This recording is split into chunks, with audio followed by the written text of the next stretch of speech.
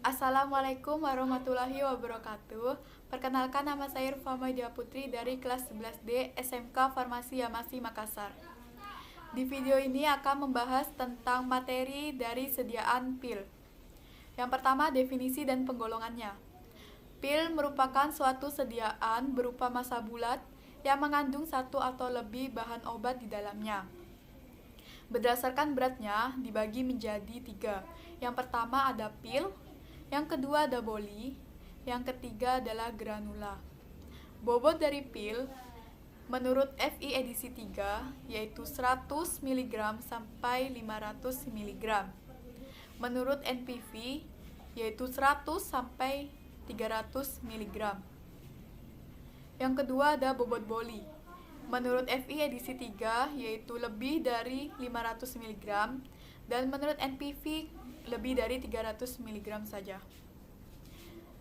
Yang terakhir, bobot dari granula ini yaitu hanya kurang dari sama dengan 30 mg saja.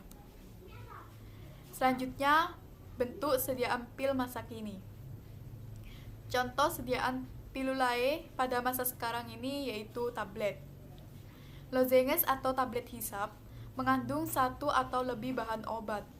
Umumnya dengan bahan dasar yang dapat membuat tablet hancur atau melarut perlahan dalam mulut dengan tambahan gelatin. Dan bahan dasar yang beraroma manis yaitu dengan tambahan gula, sorbitol, dan sukrosa.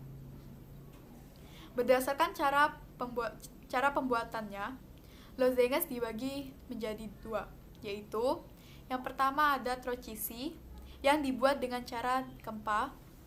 Yang kedua ada pastiles yang dibuat dengan cara dituang. Berdasarkan efek yang dihasilkan, lozenges dibagi menjadi 2, yaitu efek lokal atau FG Troches dan Degirol. Yang kedua, efek sistemik atau ISDN sublingual tablet. Selanjutnya yang ketiga, komponen dari sediaan pil. Yang pertama, zat utama jumlah kecilnya, yaitu ada zat pengisi yang berfungsi. Di sini ada zat pengisi yang berfungsi untuk menambah massa atau memperbesar volume dari pil. Dengan tambahan contohnya akar manis atau radix liquiritae, saccharum lactis, dan bolus alba. Yang kedua ada zat pengikat. Digunakan untuk melekatkan massa pil antara yang satu dengan yang lain, yaitu contohnya dengan penambahan PGS, PGA, tragakan, sukus, atau sari akar manis. Perlu diingat, zat pengikat adalah bahan-bahan yang bersifat lengket bila terkena air. Jadi zat pengikat ini yaitu bahan yang bersifat lengket jika terkena air.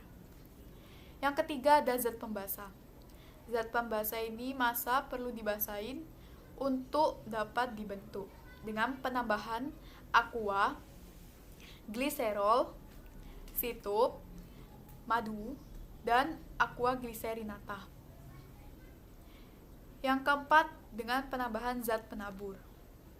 Setelah pil terbentuk, untuk mencegah sediaan yang sudah jadi ini saling melengket, perlu ditambahkan talkum atau lycopodium. Dan jadi yang harus mutlak ada dalam pembuatan pil ini adalah antara lain zat pengisi, pengikat, pembasah, dan zat penaburnya.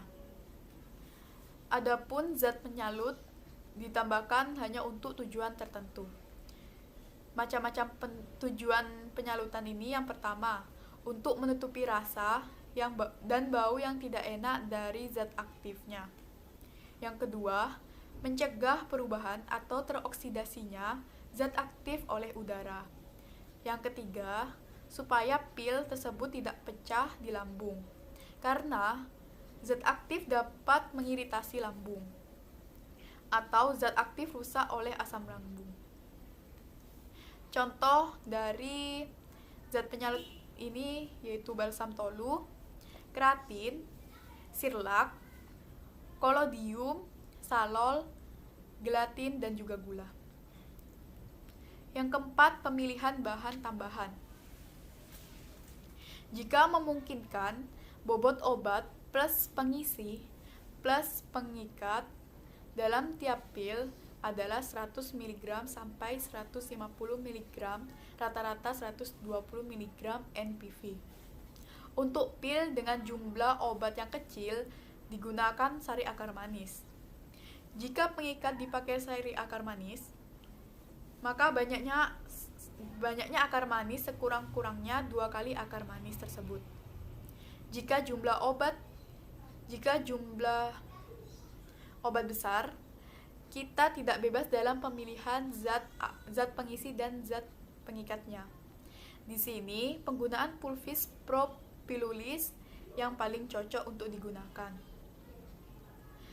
Untuk bahan obat oksidator yang dipakai adalah bolus alba sebagai pengisinya. Untuk pil dengan jumlah obat yang kecil, yang digunakan sari akar manis untuk pengikat dengan jumlah 2 gram untuk 60 pilnya. Penggunaan PGS sebanyak 1-1,5 gram untuk 60 pil. Penggunaan campuran sari akar manis dan gula yaitu sama banyak.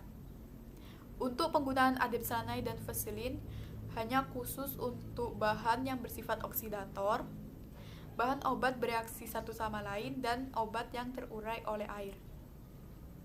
Yang kelima, cara pembuatannya.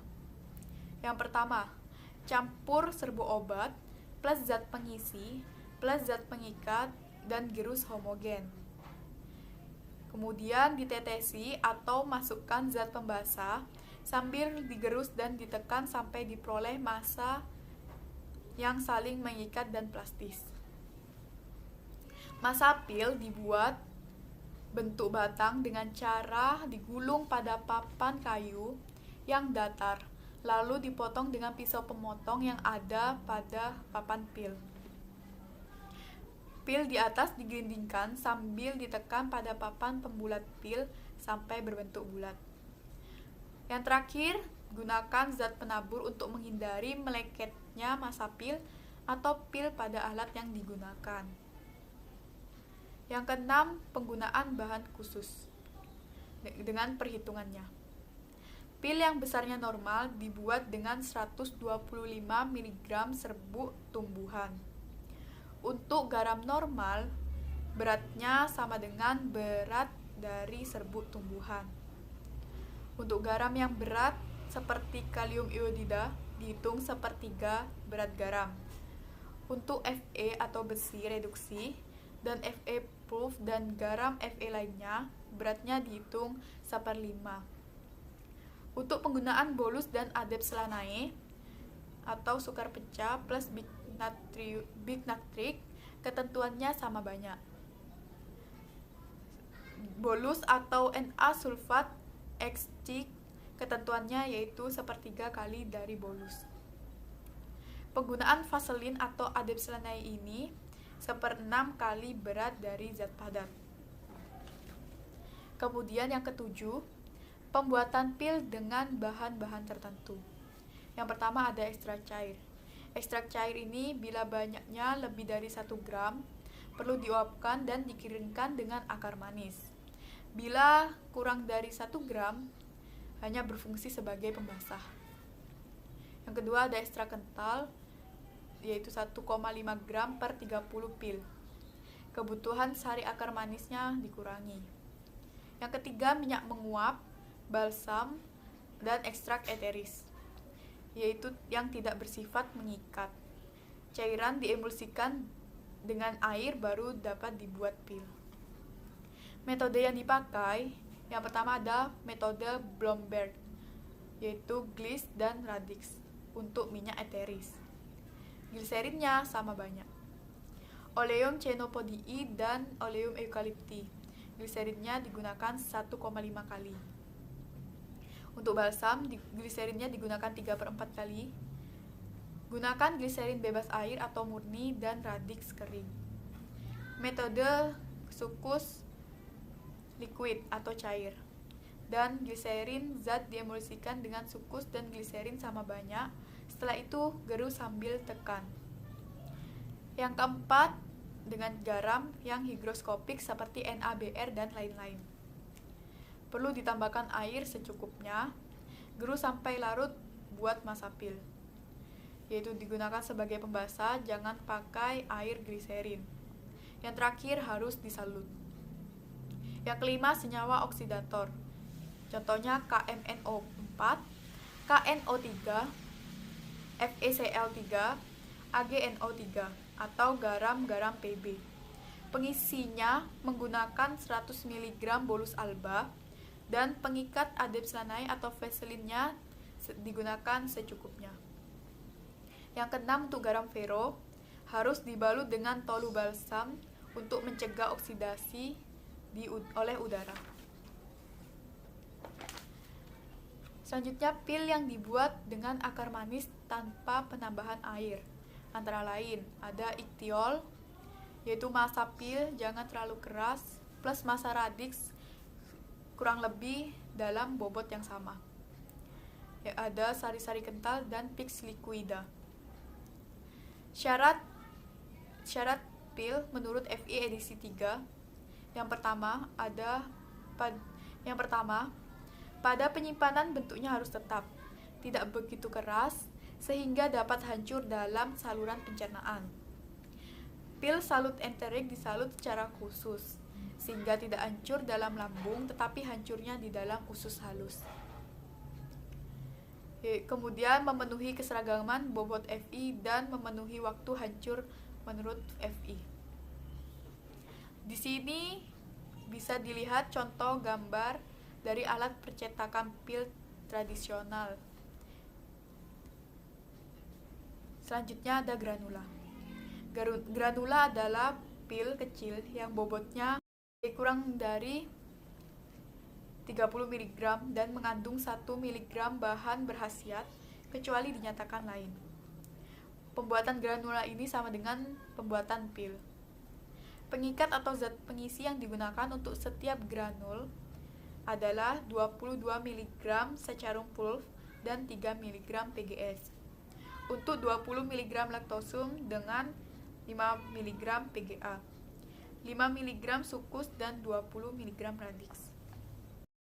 Pembuatan khususnya, jika diminta dalam resep 5 mg sari kental atau granul, dikerjakan sesuai dengan nomor 3. Sukus dikurangi 100 mg per 60 granul. Untuk 10 mg sari kental, maka penambahan sukus dihilangkan. Untuk 1 gram sari kental, untuk 60 granul, maka hanya ditambah radix 800 mg. Jika lembab, maka harus dipanaskan di atas water bed terlebih dahulu. Yang terakhir, granul dan bahan mengoksid dibuat dengan bolus alba dan vaselin diambil 1,1 gram bolus ditambah 0,5 gram vaselin plus per 60 granulnya. Baiklah, itulah tadi penjelasan dari bentuk sediaan pil. Semoga bisa dipahami dari video dan PowerPoint yang dibuat di atas.